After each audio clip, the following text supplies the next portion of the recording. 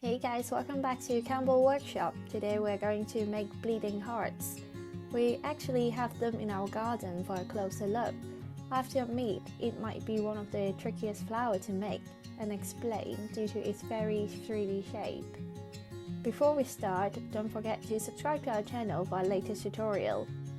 If you like what we are doing, you can also join our not-so-secretive community on Patreon or join our membership on YouTube for exclusive content and templates. Link in the description.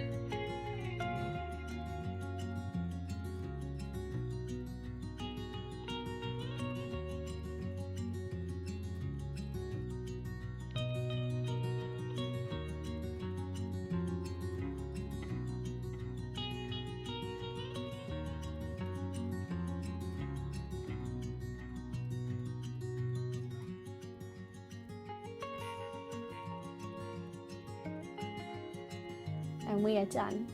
Thank you for watching the video, and I hope you really like it. If you like it, don't forget to like, comment and subscribe to our channel. It will really help our channel to grow. Stay tuned for our latest tutorials. And all of our DIY kits, templates are available on our website. Check them out. See you guys next time.